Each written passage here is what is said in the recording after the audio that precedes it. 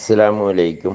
എല്ലാ മാന്യ പ്രേക്ഷകർക്കും മുസ്ലിം വിശ്വാസം എന്ന ഈ ചാനലിലേക്ക് സ്വാഗതം. ഈ ചാനലിനെ കുറിച്ച് ഇതുവരെയും അറിയാത്തവർക്കായി കുറച്ച് കാര്യങ്ങൾ പറയാം.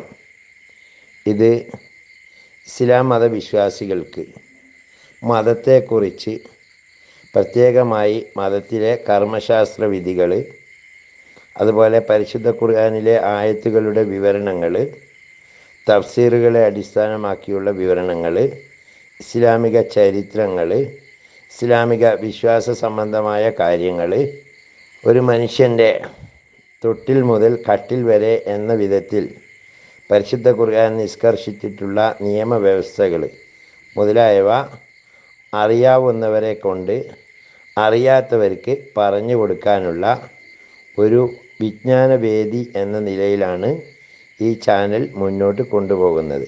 നിരവധിയായ ഉസ്താദുമാർ ഇതിനു വേണ്ടി കണ്ടൻറ്റുകൾ നൽകി വരുന്നു. ആയതുകൊണ്ട് തന്നെ ഈ ചാനൽ ദീനി പ്രബോധനം എന്ന രീതിയിൽ ആരുടെയെങ്കിലും കയ്യിലെത്തിയാൽ അത് ഒന്ന് സബ്സ്ക്രൈബ് ചെയ്യുകയാണെങ്കിൽ കൂടുതലായിട്ടുള്ള വിവരങ്ങൾ നിങ്ങൾക്ക് ലഭ്യമാക്കുന്നതിനും, അതേപോലെ അത് ഷെയർ ചെയ്യുകയോ ലൈക്ക് ചെയ്യുകയോ ചെയ്താൽ കൂടുതലായ ആളുകളിലേക്ക് എത്തിക്കുന്നതിനും ഉപകാരപ്പെടും. അള്ളാഹു തൗഫീക്ക് നൽകട്ടെ. ഇനി നമുക്ക് വീഡിയോയിലേക്ക്. ദൗമത്തുൽ ജന്തലിൽ നിന്ന് റസൂൽ സല്ലല്ലാഹു അലൈഹി വസല്ലമ തങ്ങളെ അന്വേഷിച്ചുകൊണ്ട് ഒരു സ്ത്രീ ഒരിക്കൽ മദീനയിൽ വന്നു.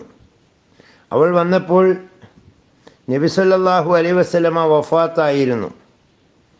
നബി സല്ലല്ലാഹു അലൈഹി വസല്ലമ തങ്ങളുടെ വിയോഗ വൃത്താന്തമറിഞ്ഞ് വളരെ സങ്കടപ്പെട്ടുകൊണ്ട് അവൾ കഷ്ടം എന്ന് പറഞ്ഞ് വിലപിച്ചത് കേട്ട് ഹസ്രത്ത് ആയിഷ റളിയല്ലാഹു അൻഹ അവരോട് അവളുടെ ഉദ്ദേശം എന്തെന്ന് വ്യക്തമാക്കാൻ ആവശ്യപ്പെട്ടു. അപ്പോൾ ആ സ്ത്രീ അവളുടെ ആവശ്യം വ്യക്തമാക്കി. അത് ഇപ്രകാരമായിരുന്നു: എൻ്റെ ഭർത്താവിൻ്റെ സ്വഭാവ നടപടികൾ വളരെ ദുഷിച്ചു കണ്ടതിനാൽ എനിക്കതിയായ ദുഃഖം നേരിട്ടു. അങ്ങനെയിരിക്കെ ഒരു ദിവസം ശരീരം ശോഷിച്ച് മെലിഞ്ഞ വളരെ ബലഹീനയായി പോയിട്ടുള്ള ഒരു സ്ത്രീ എൻ്റെ അടുക്കൽ വന്നു. അവളുമായുണ്ടായ സംസാരമധ്യേ എൻ്റെ ഭർത്താവിൻ്റെ സഹിക്കവയ്യാത്ത ദുർഗുണങ്ങളെപ്പറ്റിയും ഞാൻ സംസാരിച്ചു. അപ്പോൾ അവളുടെ ഉപദേശമനുസരിച്ച് പ്രവർത്തിക്കാമെന്ന് ഉറപ്പ് കൊടുത്താൽ ഭർത്താവിൻ്റെ പെരുമാറ്റം എനിക്ക് അനുകൂലമായ വിധത്തിൽ മാറി വരുമെന്ന് അവൾ എന്നെ ധരിപ്പിച്ചു. എനിക്കതിൽ പൂർണ്ണ വിശ്വാസം വരികയും ചെയ്തു. അങ്ങനെ അവൾ പറയും പ്രകാരമെല്ലാം പ്രവർത്തിച്ചു കൊള്ളുന്നതാണെന്ന് ഞാൻ അവൾക്ക് വാക്ക് കൊടുത്തു. എന്നാൽ രാത്രിയാവട്ടെ ഇരുൾ മുറ്റിയാൽ 2 കറുത്ത പട്ടികളെയും കൊണ്ട് ഞാൻ ഇവിടെ വരാം. അപ്പോൾ തന്നെ ഒരു യാത്രയ്ക്ക് തക്കവണ്ണം തയ്യാറായിക്കൊള്ളണമെന്ന് പറഞ്ഞുകൊണ്ട് അവൾ സ്ഥലം വിട്ടു. നിശ്ചിത സമയത്ത് തന്നെ അവൾ 2 പട്ടികളെയും കൂട്ടി എൻ്റെ അരികെ വന്നു. അവളുടെ കൽപ്പന പ്രകാരം ഞാൻ യാത്രയ്ക്ക് സന്നദ്ധയായി. ആ കരിമ്പട്ടികളിൽ ഒന്നിൻ്റെ പുറത്ത് അവളും മറ്റേതിൻ്റെ പുറത്ത് ഞാനും സവാരി ചെയ്തു. മിന്നൽ വേഗതയിൽ ഞങ്ങൾ ബാബിലിൽ എത്തി. അവിടെ ഒരു കിണറ്റിനരികെ ചെന്നതോടുകൂടി ഞങ്ങൾ സവാരി നിർത്തി ഇറങ്ങി നിന്നു. ഭയങ്കരന്മാരായ 2 ആളുകൾ കിണറ്റിൽ തലകീഴായി തൂങ്ങിക്കിടന്നിരുന്നത് കണ്ടപ്പോൾ ഞാൻ അമ്പരന്ന് പോയി. എന്തിനു ചെന്നുവെന്ന് അവർ എന്നോട് ചോദിച്ചു. എൻ്റെ കൂട്ടുകാരി ഉപദേശിച്ചതനുസരിച്ച് ആഭിചാരവൃത്തി അഭ്യസിക്കാനാണ് എന്ന് ഞാൻ ഉത്തരം നൽകി. ഉടൻ തന്നെ അവരെന്നോട് ഇങ്ങനെ ഉപദേശിച്ചു: ആഭിചാരമോ? ആഭിചാരവൃത്തി അഭ്യസിക്കുന്നത് ഹറാമാണ്. അതുകൊണ്ട് നീ വേഗം മടങ്ങിപ്പോവുകയാണ് വേണ്ടത്. സ്നേഹിത ആദ്യമേ താക്കീത് നൽകിയിട്ടുണ്ടായിരുന്നതിനാൽ അവരുടെ ആ എതിരഭിപ്രായത്തെ ഞാൻ ഒട്ടും തന്നെ വകവെച്ചില്ല. ആഭിചാരം പഠിപ്പിച്ചു തന്നാലല്ലാതെ മടങ്ങിപ്പോവുകയില്ല എന്ന് ഞാൻ ധൈര്യപൂർവം പറഞ്ഞു. ഗത്യന്തരമില്ലാതായപ്പോൾ അവർ എന്നോട് കൽപ്പിച്ചു: എന്നാൽ നീ അടുത്ത് കാണുന്ന അടുപ്പിൽ പോയി മൂത്രിക്കണം. ഞാൻ വളരെ ഭയപ്പെട്ടുകൊണ്ട് അവിടെ പോയി മൂത്രിച്ചു. കിണറ്റിൻ കരയിലേക്ക് മടങ്ങിച്ചെന്നു. അവർ ചോദിച്ചു: നീ മൂത്രമൊഴിച്ചോ? വിശേഷിച്ച് വല്ലതും കാണുകയുണ്ടായോ? ആ സ്ത്രീ പറഞ്ഞു: ഞാൻ മൂത്രമൊഴിച്ചു, ഒന്നും കണ്ടില്ല. അവർ പറഞ്ഞു: ശുദ്ധ വ്യാജമാണ് നീ പറയുന്നത്. നീ വളരെ വേഗം സ്ഥലം വിടുകയാണ് നിനക്ക് നല്ലത്.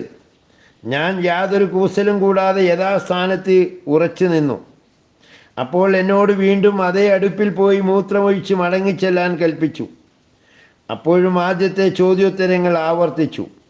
ഇങ്ങനെ 3 തവണ അവർ ആജ്ഞാപിച്ചതും ഞാൻ അനുസരിച്ചു. യാതൊരു വിശേഷവും കണ്ടില്ല എന്ന് ഞാൻ മറുപടി നൽകുകയും ചെയ്തു. അപ്പോൾ 4-ാം പ്രാവശ്യവും അവർ ആദ്യത്തെ കൽപ്പന തന്നെ ആവർത്തിച്ചു. ഞാൻ മൂത്രിച്ചിരുന്നതിനിടയിൽ ആ അടുപ്പിൽ നിന്ന് കവചധാരിയായ ഒരാൾ പൊന്തി വന്നു ആകാശത്തിലേക്ക് പോയി. അയാൾ അപ്രത്യക്ഷനാകുന്നത് വരെ ഞാൻ നോക്കി നിന്നു. അനന്തരം ഞാൻ കിണറ്റിൻ്റെ അരികത്തേക്ക് ചെന്നു. എനിക്കുണ്ടായ അനുഭവം ഞാൻ അവരെ അറിയിച്ചു. അപ്പോൾ കവചധാരിയായി ആകാശത്തേക്ക് ഉയർന്ന മനുഷ്യരൂപം നിന്റെ മതവിശ്വാസം അഥവാ ദീനീ വിശ്വാസമാണെന്ന് അവർ പറഞ്ഞു. നിന്റെ ഈമാനാണ്, അതുകൊണ്ട് എൻ്റെ ഈമാൻ എന്നെ വിട്ടുപിരിഞ്ഞുവെന്നും എങ്കിലും എന്നെ അവിടെ നിൽക്കേണ്ടുന്ന ആവശ്യമില്ലെന്നും എൻ്റെ ആഗ്രഹമനുസരിച്ച് ആഭിചാരത്തിൽ ഞാൻ നിപുണയായി തീർന്നിട്ടുണ്ടെന്നും ഇനി അവിടെ നിൽക്കേണ്ടുന്ന ആവശ്യമില്ലെന്നും കിണറ്റിൽ നിന്ന് എനിക്ക് അറിയിപ്പ് ലഭിച്ചു. എൻ്റെ ഈമാൻ എന്നെ വിട്ടുപിരിഞ്ഞു എന്ന് കേട്ടപ്പോൾ എനിക്ക് അതിരറ്റ ദുഃഖമുണ്ടായിരുന്നതിനാൽ എന്നെ കൂട്ടിക്കൊണ്ടുപോയിരുന്ന സ്ത്രീയോട് ഞാൻ സങ്കടം പറഞ്ഞു. നീ എന്നെ ആഭിചാര പ്രവൃത്തി പഠിപ്പിക്കാനാണല്ലോ ഇങ്ങോട്ട് കൂട്ടിക്കൊണ്ടു പോകുന്നത്. എനിക്കത് പഠിക്കാൻ കഴിഞ്ഞില്ല, എൻ്റെ ഈമാൻ നഷ്ടപ്പെടുകയും ചെയ്തു.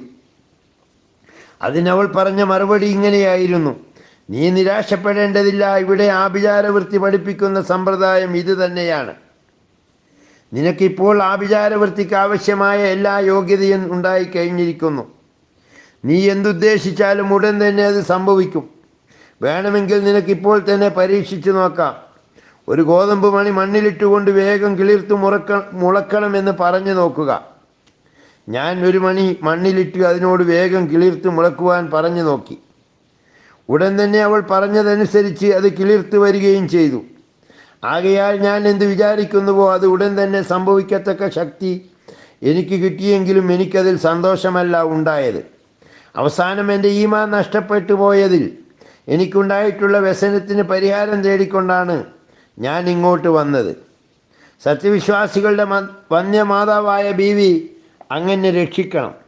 അന്യർക്ക് ഉപദ്രവമുണ്ടാക്കുന്ന യാതൊന്നും ഞാൻ ഇതുവരെ ചെയ്തിട്ടില്ല, ചെയ്യാൻ ആഗ്രഹിച്ചിട്ടുമില്ല.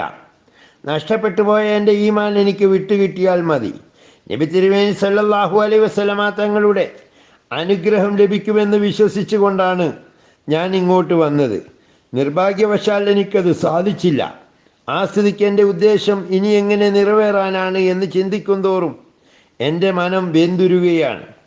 ആയിഷ ബീവി റളിയല്ലാഹു അൻഹ ആ സ്ത്രീയെ ഇങ്ങനെ സാന്ത്വനപ്പെടുത്തി: നബി ഇപ്പോൾ ജീവനോട് കൂടിയില്ലെങ്കിലും അദ്ദേഹത്തിൻ്റെ പ്രാപ്തരായ അനുയായികൾ ഇന്നും ജീവിച്ചിരിപ്പുണ്ട്. അവരെ കണ്ട് സങ്കടം പറയുക, നിന്റെ ആഗ്രഹം സാധിക്കാനിടയുണ്ട്. അവൾ സഹാബികളിൽ പലരെയും കണ്ട് സങ്കടം പറഞ്ഞു നോക്കിയെങ്കിലും ഫലമുണ്ടായില്ല. അവസാനം അബ്ദുല്ലാഹിബിൻ അബ്ബാസ് റളിയല്ലാഹു അൻഹു ആ സ്ത്രീയോട് ഇപ്രകാരം ഉപദേശിച്ചു: നിന്റെ മാതാവോ പിതാവോ ജീവനോട് കൂടിയുണ്ടെങ്കിൽ അവരുടെ ശുശ്രൂഷയ്ക്ക് വേണ്ടി നിന്റെ ശിഷ്ടായുസ് ഉഴിഞ്ഞു വെക്കുക. നഷ്ടപ്പെട്ടു പോയ ഈമാൻ മടക്കി കിട്ടുന്നതിനുള്ള മാർഗം അതാണ്. ഇബ്നു അബ്ബാസ് റളിയല്ലാഹു അൻഹുവിൻ്റെ ആ ഉപദേശം നിർവിഘ്നം നിറവേറ്റുമെന്ന് പ്രതിജ്ഞ ചെയ്തുകൊണ്ട് ആ സ്ത്രീ മടങ്ങിപ്പോയി.